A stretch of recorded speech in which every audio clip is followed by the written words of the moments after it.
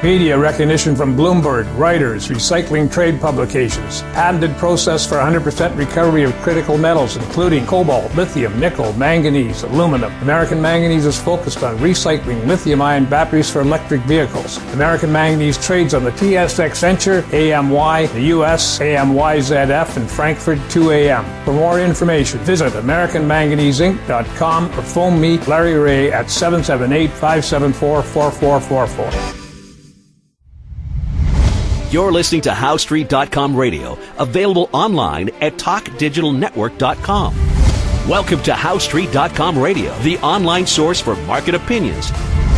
Here is Jim Goddard. My guest is market historian Bob Hoye. He's the chief investment strategist for chartsandmarkets.com. Gung Hoi Fat Choi. Happy Chinese New Year. Oh, and same to you for sure, and to all our listeners out there. Welcome to the year of the ox. Oh, I didn't know that. Now I do. That's good to know. Well, I was born in the year of the monkey. I'm told that's a good thing. It means I'm smart, intelligent, and hardworking. Nothing in it about bananas. Well, if I were you, I'd keep that one secret. Oh, well, it's out there now. Bob, we have a couple of listener questions. Let's go to Bruce from Vancouver, who writes to us, "Hello, Jim and Bob. The inflationists are beating their drums more loudly by the day, and the Fed has pretty much said that deflation is unacceptable. I am constantly amazed by your knowledge of economic history and wondered if there's an example of a past government or central bank that has created money on the scale that we have seen today, and did it succeed?" Yeah, that's a good one, Bruce. Thanks. On each great bubble, the government, even right with the very first one in the South Sea bubble in 1720, they did everything they could to keep the bubble going, and it reached its exhaustion and then rolled over and crashed. So, and then you've got two kinds of inflation out there.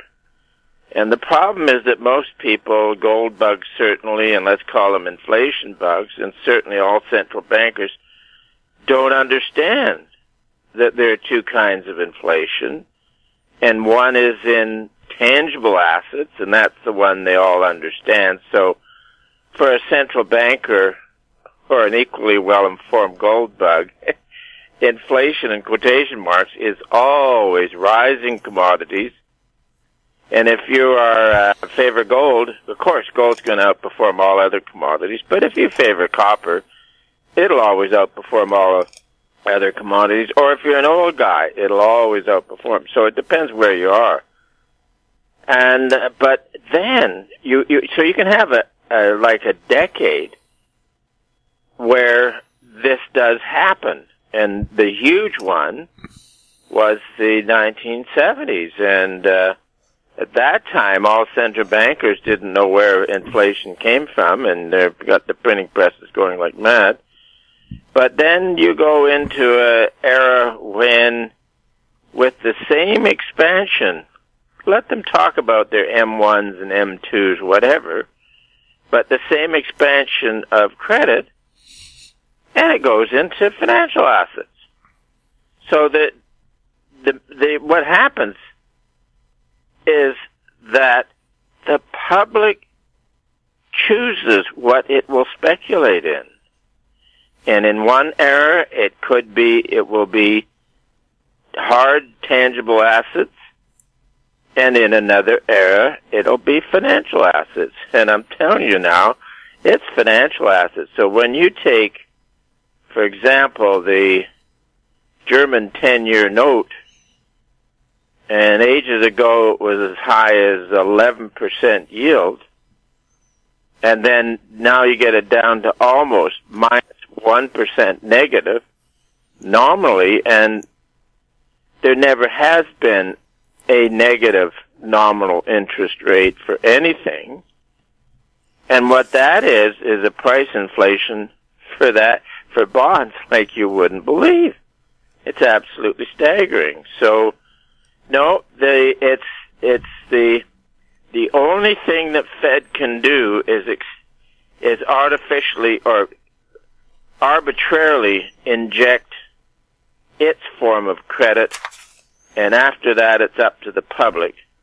And when you see 300 years of it, and you have an era of tangible asset inflation, crash. Then an era of financial asset inflation, crash. And then everything deflates. And this is the sixth time around for a huge inflation in financial assets. So I don't have the imagination to say that this time it's going to be different. So I'm saying that this is the pattern.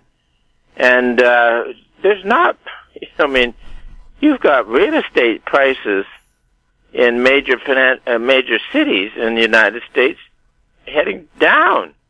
You've got rents going down. So, on the other hand, out in the rural areas or outside areas, you got a good bid for residential property. So, but what I see is that the key is that it's financial asset inflation now, and when this burns out, perhaps sometime this year, it'll be followed by deflation and everything. Michael has a question for us, and it seems pretty related to what you just talked about. Michael writes to us, "Hi, Jim and Bob. Recently, I heard two interesting narratives for the stock market's trajectory by two guests on a well-known financial blog. Hopefully it was HowStreet.com. One said, we are not in a stock market bubble, and instead, we are in the aftermath of the cash bubble that burst in March 2020. Since interest rates are near zero, he argues, cash holdings will be depleted and inflated away over time, with remaining cash finding its way into the markets. The other commentator says this is not 2000 due to near zero interest rates. He argues that currently we are not in a financial bubble in assets as in 2000, but instead a Fed-induced interest rate bubble. Could either one of these arguments be valid?" Yeah, it's sort of... No, it's, as we said with the previous question, the inflation really is in financial assets. And take a look at GameStop and some of these stocks where they got into massive short squeezes, and you've got fabulous inflation in financial assets. So, and two levels, and also whether it is a commodity or a paper asset such as a stock, when it goes straight up, it goes straight down. And with the GameStop thing, when it got up to that, 480 and then corrected back, and of course we had all kinds of technical overboughts and everything on it. Now, I had hoped that it would find a level, say 350, 380, for quite some time, so that the professional shorts on the other side would be squeezed more relentlessly. But no, they suffered a fairly big hit, and again, it also shows that whatever goes straight up goes straight down. And to compare this to 2000, that was a fabulous market, a dot-com bubble. And I remember Larry Kudlow, the market maven, he was saying that you just had to buy that stock market because there was no inflation. There was very little action in commodities or residential house prices or stuff like that. It was a pure, really essentially a dot-com bubble. And then with 2007, you had more of a classic business cycle with it, so you had rising copper and stuff like that, and then his advice was you just had to buy the stock market because there was inflation. So everybody's concept on this is different, but to me it is just straight out inflation in financial assets. We'll have more with Bob Hoye right after this. Avon Resources Limited is a gold exploration company with significant projects in British Columbia and the Yukon. Trading on the TSX Venture Exchange, symbol ABN, and the OTCQB, symbol ABNAF. Surrounded by world-class gold deposits and mines, Avon's 23,000 hectares Forest Kerr Gold Project is located in the heart of the Golden Triangle in northwestern BC. For more information, visit us at avonresources.com. Engineer Gold Mines is focused on the exploration and development of the historic high-grade Engineer Gold Mine situated 32 kilometers southwest of Atlin, British Columbia. Engineer Gold Mines is fully permitted for surface and underground exploration with the drill program now underway. Engineer Gold Mines Limited trades on the TSX Venture Exchange, symbol EAU. For more information, please visit us at engineergoldmines.com. Welcome back. We're speaking with Bob Hoye. Bob, everybody's talking about the small daytime traders all ganging up on the big hedge funds who were naked shorting. And, well, you know, the little guy versus the big guy sounds attractive. Mike Swanson from Wall Street Window pointed out that those hedge funds are also part of pension funds, and you can be hurting little people as well who are depending on that income. And his suggestion to stop the attacks on the hedge funds was by increasing the margin call debt by 1% a month on the money loaned to do these attacks. And we are looking at record margin call debt. Is that a viable solution to try to keep the system from being overbalanced one way or the other? Oh, yeah. Decades ago, the Federal Reserve on a booming stock market, or the SEC, I can't remember which, but anyways, whichever agency would then increase margin requirements that the brokers needed to have on hand for accounts that were leveraged. And then, if I call, as best as I can recall, that during the Greenspan Fed, that was discontinued, and I think what it was is that the markets were beginning to get way overpriced, even relative to 1929. So, and somehow I think Greenspan did not want to get tagged for causing a bear market. So then that's where the authorities stopped raising margin requirements on a boom, but on a stock boom. But they do it in the commodities exchanges. So, booming financial assets, booming stock market, and the higher it goes, the more they should raise margin requirements, because it begins to then trim the ability of the bulls to get long. So, that was very astute of Mike to point that out. We'll have more with Bob Hoye right after this. Value from success. Growth in discovery. Golden Arrow Resources is a well-funded gold-copper exploration company with proven management and prospective properties in Chile, Argentina, and Paraguay. Golden Arrow trades on the Toronto Venture Exchange, symbol GRG, on Frankfurt, symbol G6A, and the OTCQB, symbol GARWF. For more information, visit us at goldenarrowresources.com or call Sean at 778-686-0135. Don't miss out. Stay informed. Receive the HowStreet.com weekly recap with thought-provoking podcasts, radio, and articles delivered to your inbox. Sign up for the HowStreet.com weekly recap on our homepage at HowStreet.com. Welcome back. We're speaking with Bob Hoye. Bob, some of the headlines that caught your attention. The Fed says its monetary policy will remain accommodating. What the hell does that mean? Oh, it says they like the bubble and they want it to keep going. They don't consider it dangerous. They, perhaps, Jim, ages ago, the belief system in economics and intrusive central banking was that when the Fed injected, let's put it this way, when they arbitrarily injected credit into the markets, they think it would go straight to driving up business activity and GDP. But they're finding that that doesn't work, but they do notice that it sure helps the stock market. So they're trying to boost the stock market, thinking that that's an intermediary step that would then boost the economy. So, and then of course you had absolute craziness in policy out there, where beginning a year ago in March, they just forced the biggest hit to employment ever done in all of history.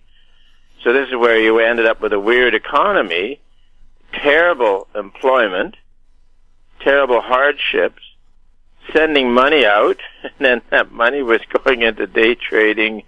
And it's the same old problem, is that when a central bank arbitrarily injects credit into the market, it's the public that decides what's going to happen with it. And when it gets very speculative in the financial markets, as I said, what goes straight up eventually goes straight down. So we're watching for that. Another headline, the riskiest borrowers are racing to the markets. Oh, yeah, because not only are fund managers and individuals buying risky bonds like junk, but the Fed has been buying junk as well. And there was one headline about it, the yield for junk getting down to 4% at a new low. But then I looked at even worse junk like CCC and worse, and it was down to, 680 yield, 6.80, and the previous low was 6.60. So, or roughly, don't quote me on those, but anyways, it looks like the worst of the worst, which the central bankers may not be buying, is coming down to perhaps support from which they could go up. And of course, the only thing that would drive yields up for low-grade stuff is when the street figures out that, hey, there's going to be some doubt in these companies' or countries' abilities to service the debt in the future. So we don't think that the return of consumer price inflation will drive bond prices down. I think it'll be as a slowing economy, the ability to service debt diminishes, thus increasing the risk of whatever bonds you're holding. So we'll watch the CCC, or worst designation of junk. And you know, Jim, every junk bond that's issued has a prospectus. And in those prospectuses, they always list the incredible risks ahead for those who may purchase these junk bonds. And there are times when junk bonds live up to those dreadful risk descriptions in the prospectus. So we'll find some amusement in that when it happens. Bob, thank you so much for chatting with us. Jim, good to be with you, and we look forward to next week. My guest has been market historian Bob Hoye. He's the chief investment strategist for chartsandmarkets.com. Bob loves to answer your questions. You can send them to info@housestreet.com. Our YouTube channel is Talk Digital Network. Find us on Twitter @HoweStreet. We're also on Facebook. I'm Jim Goddard. Thank you for listening. Comments made on HoweStreet.com radio are an expression of opinion only and should not be construed in any matter whatsoever as recommendations to buy or sell any financial instrument at any time. Available online at TalkDigitalNetwork.com. HoweStreet.com radio is a production of HoweStreet Media Incorporated.